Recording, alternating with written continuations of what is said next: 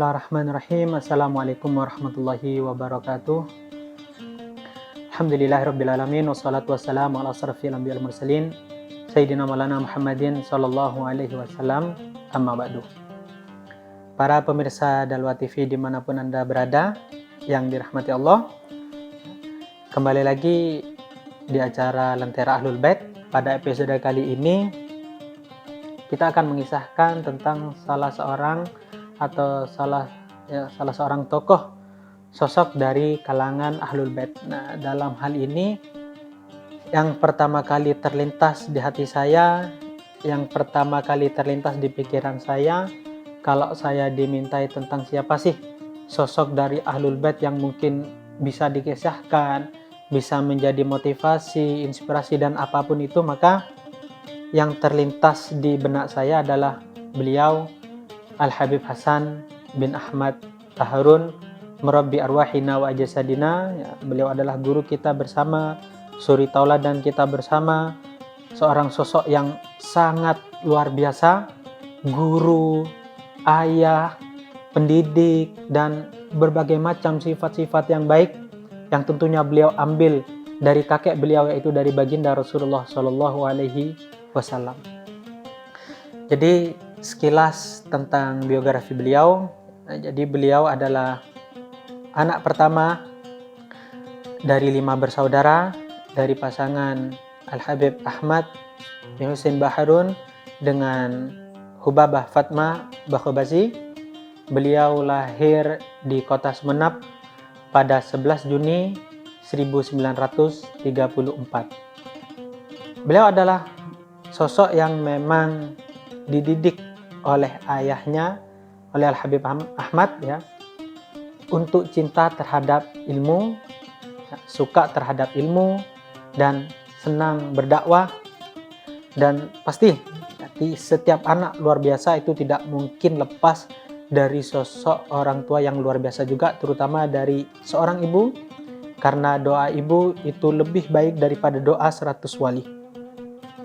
Maka beliau tumbuh dewasa, ya, belajar dengan ayah beliau Al-Habib Ahmad Bahrun, juga belajar dari keluarga kakek beliau, ya, dari ibu beliau, dari Syekh Ahmad Bakhbazi, dan juga dari paman-paman beliau yang lainnya. Bahkan pernah dikisahkan beliau ini ketika di masa mudanya ingin belajar dari salah satu paman dari ibunya. Maka paman daripada paman beliau ini, ya, memberikan waktu, ya, entah itu memang beliau tidak bisa di waktu lain atau sedang menguji beliau Al-Habib Hasan bin Ahmad Bahrun. Jadi beliau mengatakan kepada Habib Hasan, "Wahai Hasan, kalau kamu mau belajar kepada saya," saat itu beliau mengajukan balaghah, beliau ingin mendalami tata bahasa Arab. Akhirnya pamannya mengatakan, "Ya tidak apa-apa, tapi jadwal saya padat, saya bisa mengajarimu setiap jam 2 malam saja." Nah, jadi mungkin itu juga sebagai arahan untuk sebagai beliau mujahadah. Maka beliau akhirnya menyanggupi hal tersebut dan berjalan pembelajaran beliau itu setiap jam 2 beliau sudah datang kepada pamannya.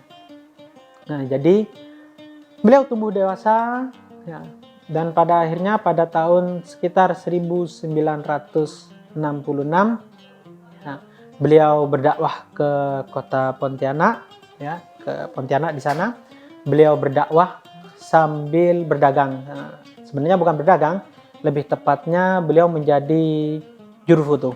Nah, karena di saat itu fotografer itu langka, tidak seperti sekarang. Jadi beliau berdakwah sambil menjadi juru foto. Jadi macam-macam, ya, cara dakwah beliau itu macam-macam. Di antaranya yang kita dengar, ya, kisah-kisah ini dari para alumni, juga dari para orang-orang yang dulu, ya, berada menyaksikan langsung bagaimana Ustadz Hasan berdakwah di kota Pontianak.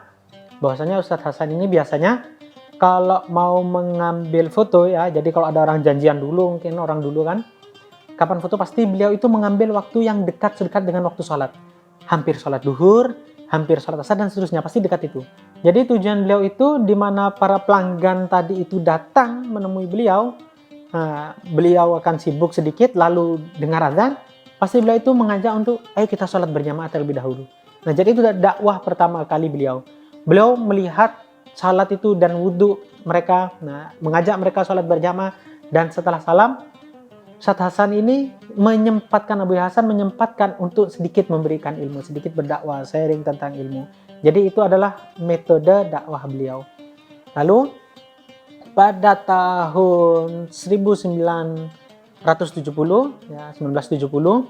ibu beliau menelpon meminta beliau untuk kembali pulang ya, agar beliau dakwah di Pulau Madura atau di Pulau Jawa. Maka beliau kembali pada tahun 1970, dan 2 tahun setelah itu ya beliau berdakwah di Madura, dan 2 tahun setelah itu tepatnya 1972 beliau berdakwah ke salah satu kota ya, tepatnya di Malang, di Kabupaten Gondang Legi, di Desa Ganjaran. Di sana beliau berdakwah dan mengajar di beberapa pesantren, di salah satunya adalah pesantren rintisan Kiai Yahya Sobrawi yang sampai sekarang masih berdiri dan ada, yaitu Yayasan Rodotul Ulum. Dan lalu beliau ini juga dikenal ya, dan banyak kesaksian dari para ulama, para habaib, para alim pada zaman beliau, dan banyak juga yang mengisahkan sampai kepada kami murid-muridnya, kepada putra-putra beliau, kepada alumni, kepada murid-murid beliau juga yang masih sebelum beliau merintis Pondok Darul Dakwah ini. Banyak juga kesaksian daripada di tempat kami di sana ya, tempat saya, di rumah saya itu di Desa Ganjaran di Gondang Legi sebelum beliau merintis. Banyak kesaksian bagaimana sifat-sifat Al-Habib Hasan bin Ahmad, sifat-sifat mulia Al-Habib Hasan bin Ahmad Baharun ini ya, juga yang banyak menggambarkan, banyak orang mensaksikan bahwasannya beliau ini insya Allah ya, tapi kami yakin, kami sebagai murid, saya pribadi saya sangat yakin bahwasanya beliau ini termasuk adalah waliul abdal. Dan Rasulullah SAW bersabda bahwasanya inna abdala min ummati la yadkhuluna al-jannah bi kathritis shalah wala siyam walakin bisawhawatin nufus wa salamatis sudur wa rahmatu bikulli muslim. Jadi Rasulullah SAW pernah bersabda, kata Rasulullah, sesungguhnya di antara wali-wali abdal, di antara wali-wali Allah SWT ada yang namanya wali abdal. Dan wali abdalku ini, kata Rasulullah SAW, mereka ini tinggi derajatnya kelak ya, akan masuk surga ya, bukan semata-mata, bukan hanya karena banyak sholat dan banyak puasanya. Sholat banyak, puasa juga banyak, itu pasti ya. Orang-orang soleh, orang-orang wali dekat dengan Allah, yang dicintai Allah, itu pasti. Cuman ada hal penting, ada sifat khusus, sir rahasia khusus yang Allah berikan kepada mereka ya, sifat-sifat mulia yang bukan sekedar sholat dan puasa yang Allah lihat. Itu memang banyak, luar biasa, tapi ada hal yang lain yang bisa kita jadikan pelajaran, kita jadikan motivasi, kita jadikan suri tauladan, yaitu diantaranya yang pertama adalah sakhawatin nufus, dimana biasanya para wali-wali abdal itu memiliki sifat royalitas ya, punya jiwa royal. Dan itu sangat-sangat ada pada sosok ya, murabbi arwahina ya, orang tua kita bersama, guru kita bersama, suri tauladan kita bersama, itulah Habib Hasan, Abu Al-Habib Hasan bin Ahmad Baharun. Di mana saya berulang kali mendengar langsung, mendengar kisah dari putra-putra beliau, dari para alumni juga ya, di mana di antara ustadz, yaitu Ustadz Rodi ya, atau juga kita kenal dengan Ustadz Bukadi ya, beliau pernah mengantar Abu Al-Habib Hasan bin Ahmad Baharun ini, kalau di waktu malam, biasanya di waktu-waktu tertentu beliau ini keluar ke alun-alun Bangil ya, di waktu malam, di mana di sekitar alun-alun Bangil pada saat itu ya, sampai sekarang juga ada, tapi mungkin saat itu masih lebih banyak ya, di sekitar alun-alun Bangil itu, di mana banyak tukang becak. Nah, jadi beliau keluar di waktu malam, di mana tukang becak itu biasanya sedang istirahat ya, sudah istirahat, sudah lelah, mungkin terlelap di becak mereka di depan itu. Nah, jadi Ustadz Hasan ini keluar membawa uang ya, tebal, yang isinya mungkin berapa lembar, banyak, 5 ribuan. Tapi ini sebelum krisis moneter ya, mungkin sekarang ya setara lah dengan 50 ribu. Jadi pada zaman itu sebelum tahun 2000-an ya, sebelum krisis moneter, beliau keluar pada malam hari. Nah, jadi beliau memberikan 5 ribu, setiap orang itu yang tidur taruh di kantongnya, kalau bisa taruh di sebelah tangannya, taruh, dan itu tidak sekali dua kali, dan itu menjadi rutinitas beliau di waktu-waktu tertentu. Dan saksinya masih ada. Dan mereka pun, orang-orang yang di Bangil lah, terutama orang-orang beca itu benar-benar sadar, mereka pun menjadi saksi, dan mereka tahu ketika Al-Ustadz Al-Habib Hasan bin Ahmad Baharun ini meninggal, maka mereka tidak lagi mendapatkan uang itu. Nah, disitulah mereka sadar ya bahwasannya yang memberikan mereka setiap malam yaitu sedekah sir, yang mana dikatakan sedekah sir tudfi ghadabar rabb, ya bisa memadamkan amarah Allah SWT. Itu pun kalau Allah SWT sedang marah kepada kita lah, orang seperti kita. Tapi kalau beliau kan tidak, beliau hanya memantik lebih ridho dan perhatian Allah Subhanahu wa taala. Jadi itu yang pertama ya, kisah yang pertama yang bisa kita ambil daripada sifat beliau, yaitu sakhawatin nufus, orang yang memiliki sifat royalitas. Kisah yang lain yang mungkin bisa kita jadikan pelajaran ya, yang berkaitan juga dengan mungkin solusi dari permasalahan hidup kita. Beliau ini pernah mengajarkan ya, dan saya ini juga mendapatkan cerita dari kakek saya ya, dari Al-Habib Ali Al-Jufri, juga dari alumni yang lain. Beliau pernah ikut ya, Ustadz Hasan ini pernah suatu saat keluar naik mobil ya, keluar naik mobil, jalan keliling ke Bangil, ke tempat-tempat sempit gitu. Akhirnya sampai beliau ini melewati lapangan ya, kayak tanah lapang gitu kosong, lihat ada anak kecil main bola. Akhirnya beliau mengatakan kepada yang sedang bawa mobil saat itu untuk berhenti dan mundur. Hanya beliau mundur, turun dari mobil, lalu beliau manggil anak kecil itu. Setelah dipanggil anak kecil itu, beliau memberikan sesuatu, entah itu uang, makanan ya, belum memberikan. Lalu beliau masuk mobil. Nah, setelah selesai itu beliau berangkat dan beliau cerita. Jadi beliau cerita ya, dan mengatakan bahwasanya tentang apa yang beliau lakukan. Beliau berkata ya, jadi yang saya lakukan tadi itu adalah setiap saya butuh kepada finansial, jadi ada kebutuhan finansial yang bisa kita tiru ya. Jadi kita kalau ada kebutuhan finansial mendesak, kita ingin memiliki biaya untuk membayar sesuatu, hutang atau apapun itu, kita bisa mencontoh beliau. Beliau kalau sedang memiliki kebutuhan finansial, itu pasti beliau keluar untuk nyari anak kecil kayak tadi, lalu beliau panggil, beliau berikan sesuatu. Yang penting nyenengin anak itu, kata beliau. Kita senangi anak itu, namanya anak tidak punya dosa, kata beliau.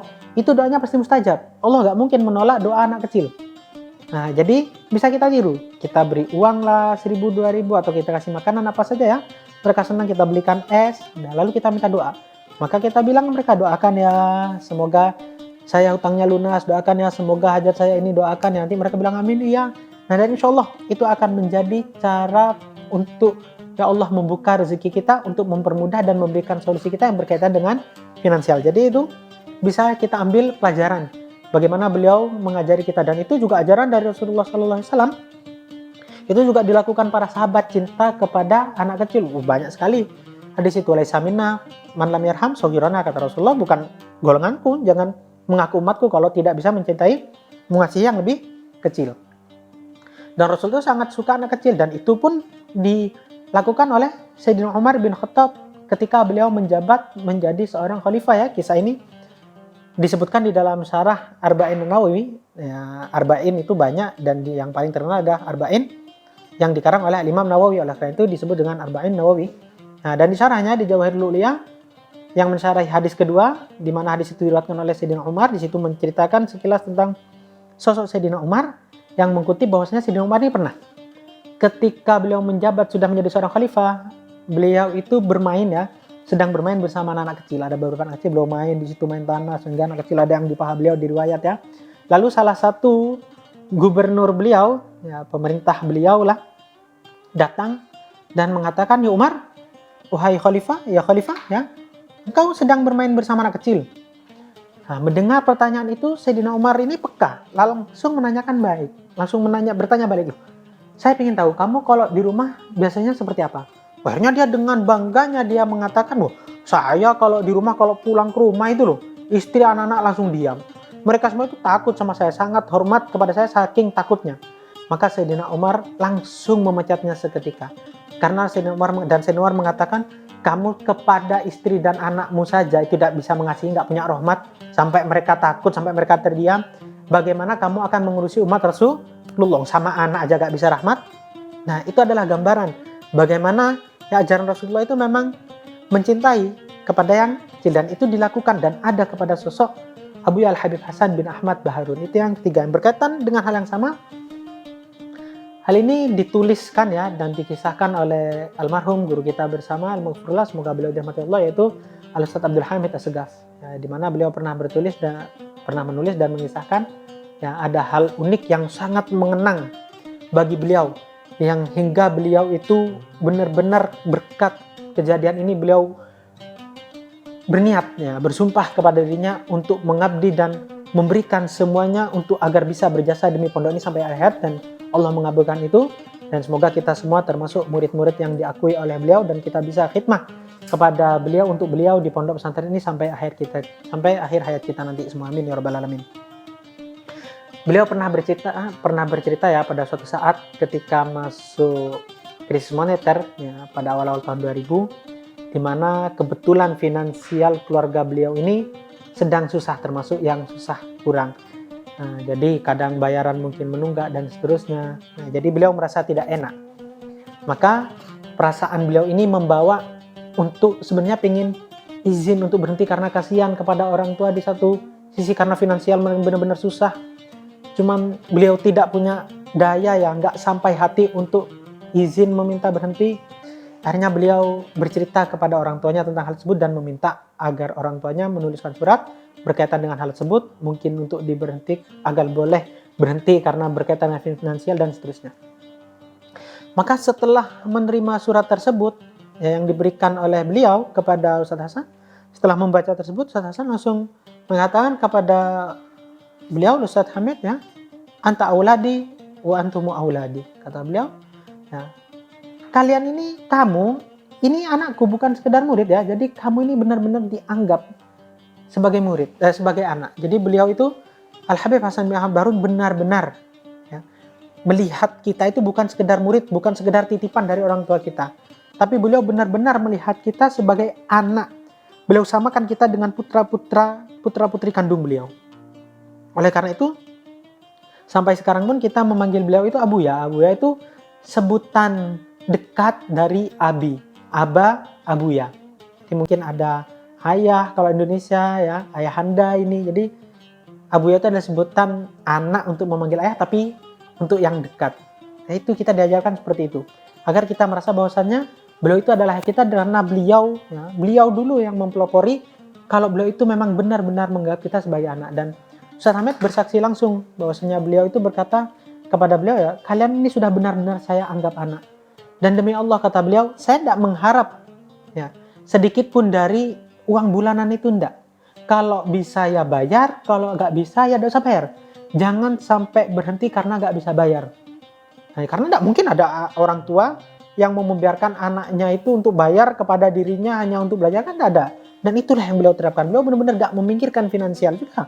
Mau bayar ya bisa, ya enggak ya nggak apa, yang penting itu belajar. Beliau ingin melihat putra-putra beliau, ya, kita sebagai murid-murid itu berhasil.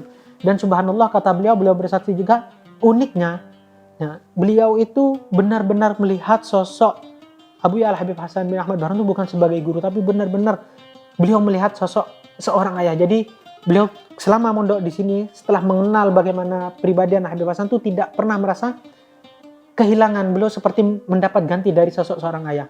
Dan yang lebih unik dari itu, ternyata bukan hanya beliau yang merasakan bahwasanya saya ini sebagai anak, tapi semua juga merasakan. Dan itu bahkan, ya, lebih dahsyat lagi, setiap murid itu merasa saya yang paling dicintai. Pondok saya yang dicintai santai, karena beliau saking, ya, dekatnya kepada anak-anak sampai bisa memberikan rasa cinta kepada anak-anak. Jadi itu adalah salah satu sifat yang luar biasa yang beliau miliki daripada sakhawatin nufus.